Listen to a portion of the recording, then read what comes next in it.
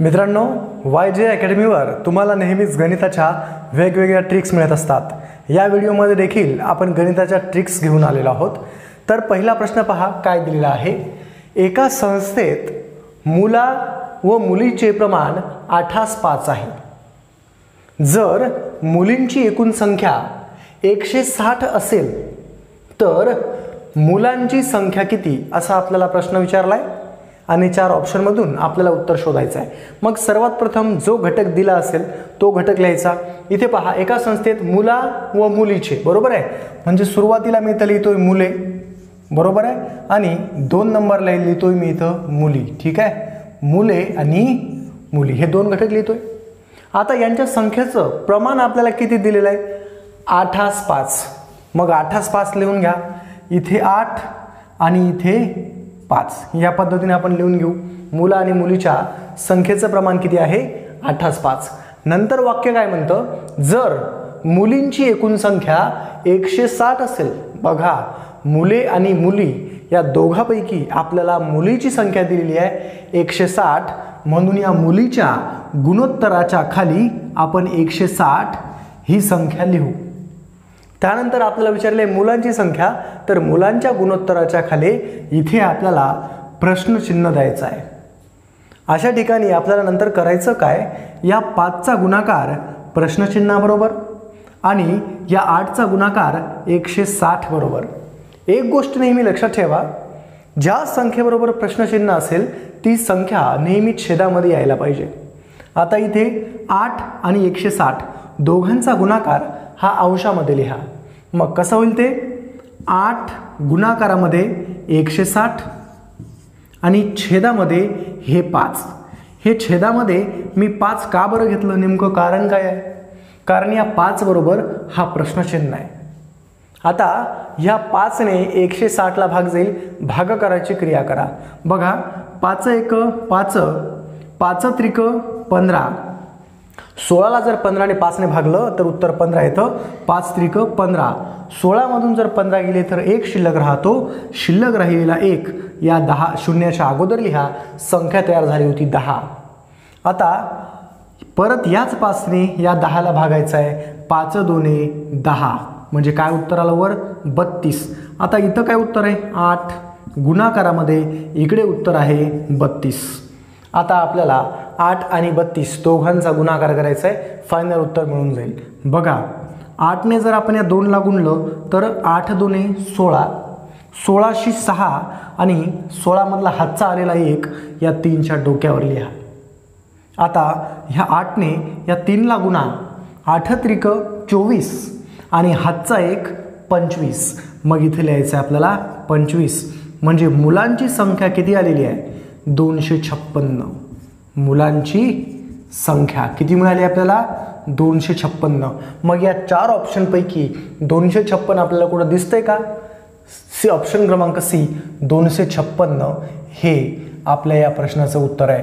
पण मित्रांनो, नेहमीच अशा पद्धतीच्या वेगवेगळ्या ट्रिक पाहण्यासाठी आपल्या या व्हिडिओच्या खाली सबस्क्राईब नावाचं बटन आहे, त्याला क्लिक करून शेजारी असलेलं घंटीचं बटन प्रेस करा, कारण आपण नेहमीच ह्या पद्धतीचे ट्रिकचे व्हिडिओ आणत असतो। त्यानंतर मित्रांनो, दुसरा प्रश्न पहा काय दिलेला आहे। एका टेबलाची छापील किंमत 7500 रुपये आहे। दुकानदार त्या छापील किमतीवर 12% सूट देतो, तर ते टेबल गिराईकाला किती रुपयात मिळेल असा प्रश्न विचारलाय। ट्रिकनुसार कसा सोडवायचा पहा। सर्वात प्रथम टेबलची छापील किंमत किती आहे? 7500, बरोबर आहे, लक्षात घ्या इथे छापील किंमत किती आहे? 7500 रुपये, बरोबर आहे। तर दुकानदार काय करतो? ह्या 7500 रुपयावर 12% सूट देतो। लक्षात घ्या मित्रांनो, 12% सूट देत आहे दुकानदार, तर कोणतीही टक्केवारी असते 100%। कोणतीही टक्केवारी असते 100%। या 100%तून जर 12% सूट दिली तर त्यानं किती टक्के रक्कम घेतली? 88%। मग या 100% मधून 12% जर आपण मायनस केले तर आपलं उत्तर किती येते? 88%। म्हणजे आता या 7500 पैकी त्या दुकानदारानं 12% जर सूट दिली असेल तर फक्त 88% रक्कमच घेतलेली आहे। मग 7500चे आपण 88% कसे काढतो? इथं गुणाकाराचं चिन्ह द्या आणि 88% काढायचे असतील तर 88च्या खाली छेदामध्ये 100 लिहा, तेव्हा ते 88% होतात. आता आपल्याला काय करायचं आहे? बरोबरचं चिन्ह देऊ. या 100 वरचे 2 झिरो कट करायचे आणि 7500 वरचे देखील 2 शून्य कट करायचे. छेदामध्ये काही उरलं का? 1 उरलं, पण 1 घेण्याची आवश्यकता नाही.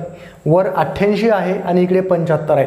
दोघांचा सरळ सरळ गुणाकार करा, कारण दोघांमध्ये गुणाकाराचं चिन्ह आहे. ओके, मग 75 गुणाकारामध्ये 88, 75 गुणाकारामध्ये 88 आणि मित्रांनो दोघांचा जर आपण गुणाकार केला तर आपलं फायनल आन्सर येते 6600 रुपये.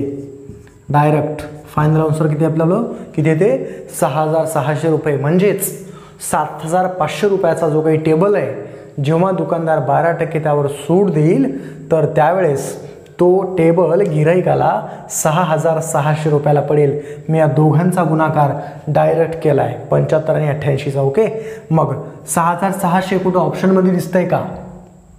ऑप्शन क्रमांक डी, ऑप्शन क्रमांक डी 6600 हे ह्या प्रश्नाचं उत्तर झालं. अशा पद्धतीने आपण हा देखील प्रश्न पाहिला आहे. आता आपण समोरचा प्रश्न पाहून घेऊया. त्यानंतर मित्रांनो समोरचा आपण प्रश्न पाहूयात. बघा प्रश्न काय दिलेला आहे. y हे x प्रमाणात बदलते जेव्हा x बरोबर 2 तेव्हा y बरोबर 10 आहे.